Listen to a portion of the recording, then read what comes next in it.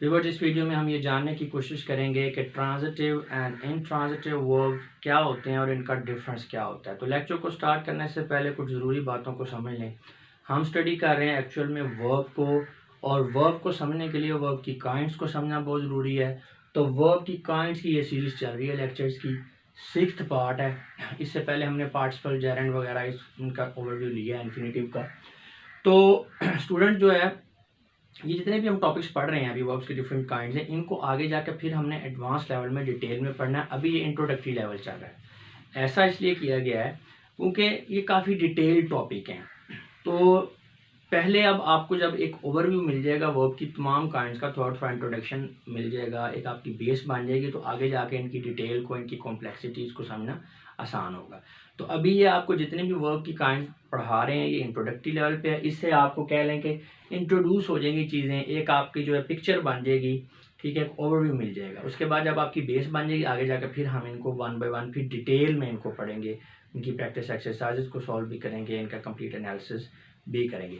अगर आप complete English course वाली प्लेलिस्ट में जाके इस वीडियो को देख रहे हैं तो ये वीडियो आपको इकट्ठी मिल जाएगी, ठीक है। अगर वैसे देख रहे हैं तो ये पार्ट्स में है, ताकि अगर किसी को पूरी नहीं समझनी तो वो अपना स्पेसिफिक जो टॉपिक है उसको समझ सकता है। तो चलिए स्टार्ट करते हैं।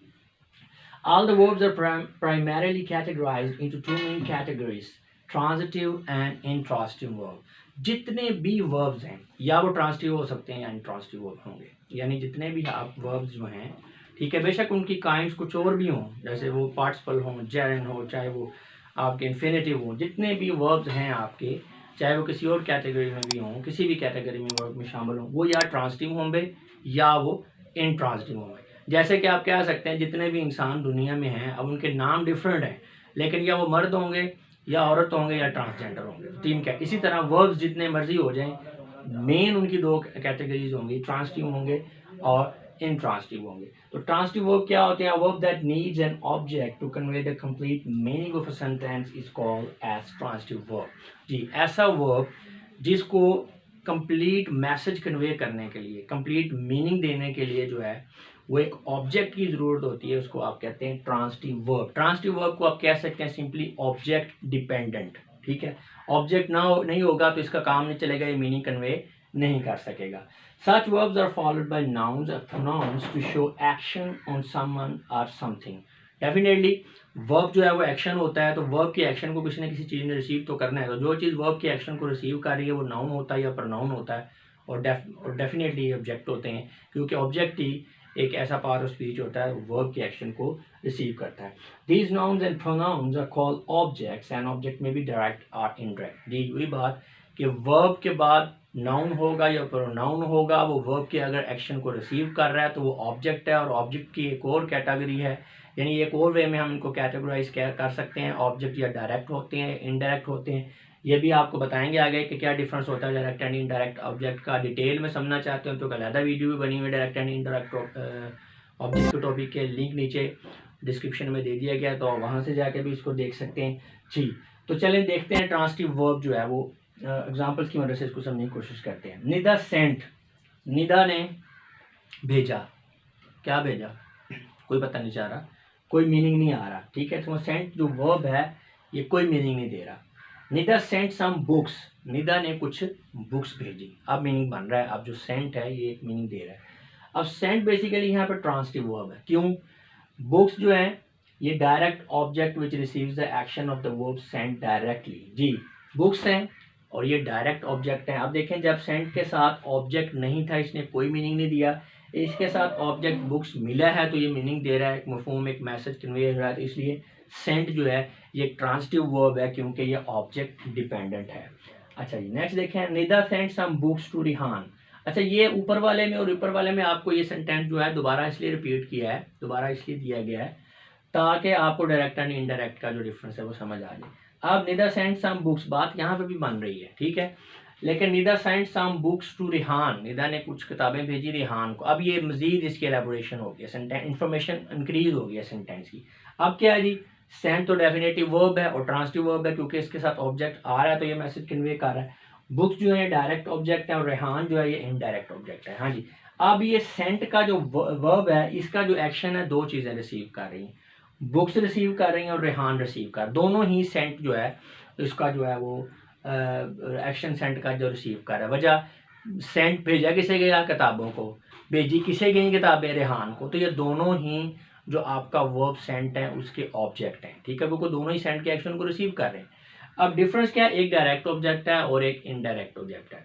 डायरेक्ट ऑब्जेक्ट और इनडायरेक्ट ऑब्जेक्ट का सिंपल सा सादा सा डिफरेंस ये समझ लें कि जिस ऑब्जेक्ट के बगैर वर्ब का काम बिल्कुल ही ना चल सके वो आपका क्या है, डायरेक्ट ऑब्जेक्ट। यानी अगर आप उसको सेंटेंस में से निकाल देंगे तो बाकी सेंटेंस जो है वो किसी काम का नहीं रहेगा, बेशक उसमें अभी एक ऑब्जेक्ट पड़ा हुआ है एंड पे, ठीक है। तो ऐसा ऑब्जेक्ट क्या है, डायरेक्ट ऑब्जेक्ट। और ऐसा ऑब्जेक्ट अगर आप उसको सेंटेंस में से निकाल भी देंगे तो सेंटेंस का कुछ ना कुछ मीनिंग रहेगा, तो वो क्या होगा, वो आपका जो है इनडायरेक्ट ऑब्जेक्ट होगा, यानी कि जो अशद ज़रूरी नहीं है, ठीक है। अभी देखते हैं, Nida send some books to Rehan. अब बुक्स भी जो है ये इसका ऑब्जेक्ट है, रेहान भी जो है ये ऑब्जेक्ट है। अच्छा, अगर हम बुक्स को निकाल देते हैं बीच में से, ठीक है, रेहान को रहने देते हैं, ये वाला ऑब्जेक्ट निकाल देते हैं, सेंटेंस क्या बनेगा, निदा सेंड टू रेहान। तो आपको मीनिंग बन रहा है, कोई मीनिंग नहीं बन रहा। हालांकि रेहान यहाँ पे ऑब्जेक्ट है, ये एक्शन को रिसीव भी कर रहा है, लेकिन सेंटेंस का मीनिंग नहीं बन रहा। तो मीनिंगलेस हो गया सेंटेंस जिस ऑब्जेक्ट के बारे में वो डायरेक्ट ऑब्जेक्ट है, ठीक है। तो अब यहाँ पे अगर हम इस तरह से करें, रेहान को निकाल दें, ये रेहान को ऊपर नहीं है, तो यहाँ पे Nida send some books, Nida ने कुछ किताबें भेजी। अब रेहान को निकालने के बावजूद भी मैसेज जो है वो कुछ ना कुछ बच रहा है, ठीक है, मैसेज कन्वे हो रहा है, तो इसलिए बुक क्या है, ये डायरेक्ट जो है ये ऑब्जेक्ट है। तो simple direct and indirect object को डिफरेंस समझने के लिए, यानी जिसके बगैर जो है वर्ब का काम बिल्कुल नहीं चल सकता वो डायरेक्ट ऑब्जेक्ट है, और जिसके बगैर जो है वर्ब कुछ ना कुछ मीनिंग दे देगा वो आपका इनडायरेक्ट ऑब्जेक्ट है। और आप ऐसे भी बुक्स में एक्सप्लेन किया गया है डायरेक्ट एंड इनडायरेक्ट ऑब्जेक्ट को, कि जो चीज़ वर्ब के एक्शन को पहले रिसीव कर रही है वो डायरेक्ट है और जो बाद में रिसीव कर रही है वो इनडायरेक्ट है। जाहिर सी बात है, बुक्स भेजी गई हैं तो रेहान को मिली है ना, अगर बुक्स ही नहीं भेजी जाएंगी तो रेहान को क्या मिलेगा। तो बुक्स ने जो है पहले एक्शन रिसीव किया है कि उन्हें भेजा गया है, और रेहान ने बाद में एक्शन रिसीव किया है, ठीक है ना। तो लिहाजा रेहान इनडायरेक्ट ऑब्जेक्ट है जी। तो इन शॉर्ट ये है कि जो वर्ब ऑब्जेक्ट डिपेंडेंट वर्ब होगा वो ट्रांसिटिव वर्ब होगा, यानी अपना मैसेज कन्वे करने के लिए उसको ऑब्जेक्ट की जरूरत होगी। नेक्स्ट है intransitive verb.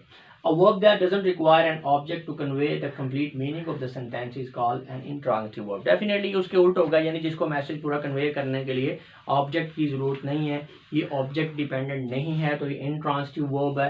N intransitive verb takes only a subject to complete the sentence, यानी इसमें ऑब्जेक्ट नहीं भी होगा, सिर्फ एक सब्जेक्ट है तो मैसेज पूरा कन्वे हो जाएगा। कैसे, शी रैन, वो दौड़ी। अब ऑब्जेक्ट नहीं है लेकिन बात क्लियर है कि वो दौड़ी, इसका मतलब रन जो है, रन जो है आपका, ये आपका इंट्रांसिटिव वर्ब है। द सन राइजेस, ऑब्जेक्ट नहीं है यहाँ पे लेकिन मैसेज क्लियर है, लिहाजा राइज जो है ये भी आपका इंट्रांसिटिव वर्ब है।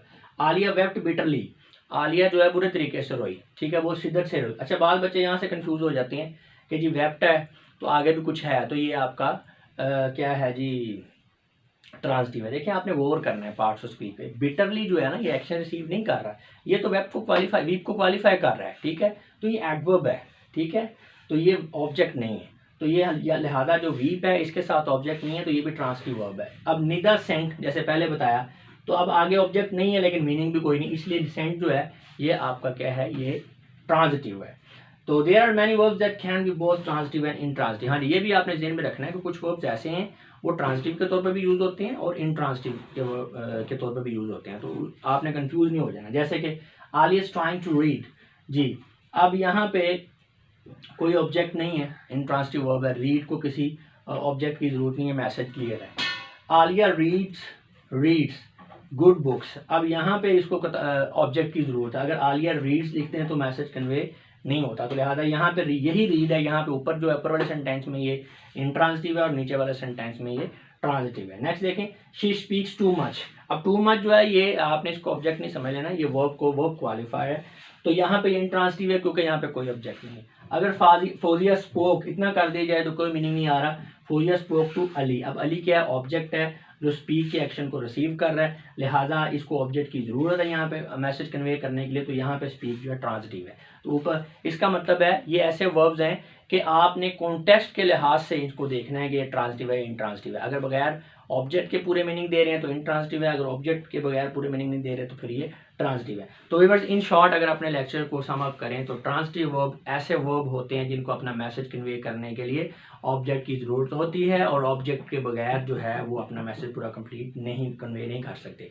और इंट्रांजिटिव वर्ब ऐसे होते हैं जिनको अपना मैसेज कन्वे करने के लिए ऑब्जेक्ट की ज़रूरत नहीं होती, वो सिर्फ सब्जेक्ट से ही पूरा मैसेज कन्वे कर देते हैं। इन शॉर्ट जो है आपका ट्रांजिटिव वर्ब जो है ये ऑब्जेक्ट डिपेंडेंट है और इंट्रांजिटिव वर्ब जो है ये ऑब्जेक्ट डिपेंडेंट नहीं है। और कुछ वर्ब्स ऐसे भी होते हैं जो कि ट्रांजिटिव और इंट्रांजिटिव दोनों के तौर पे यूज़ हो रहे होते हैं और इसे आपने देखना होता है कॉन्टेक्स्ट के अंदर जाके कि ये ऑब्जेक्ट को ले रहा है साथ नहीं ले रहा मैसेज को कन्वे करने के लिए। डायरेक्ट और इनडायरेक्ट ऑब्जेक्ट दो तरह के होते हैं। ऐसा ऑब्जेक्ट जिसके बगैर वर्ब जो है बिल्कुल भी कोई मीनिंग ना दे तो वो डायरेक्ट ऑब्जेक्ट, और ऐसा ऑब्जेक्ट जो वर्ब के साथ जो है अगर ना भी हो तो काम चल जाता है तो वो आपका इनडायरेक्ट वर्ब ऑब्जेक्ट है। दूसरे लफ्ज़ों में जो वर्ब के एक्शन को पहले रिसीव करे वो डायरेक्ट ऑब्जेक्ट है, जो वर्ब के एक्शन को बाद में रिसीव करे वो इनडायरेक्ट ऑब्जेक्ट है। तो व्यूअर्स मैं उम्मीद करता हूँ कि इस वीडियो के बाद आपको ट्रांजिटिव एंड इनट्रांजिटिव जो वर्ब हैं इनके डिफरेंस का कॉन्सेप्ट अच्छी तरह से क्लियर हो चुका होगा। अब मैं आप लोगों से इजाज़त चाहूँगा। अपना बहुत सा ख्याल रखिएगा। आपकी समातों का बहुत बहुत शुक्रिया। खुदा हाफिज़।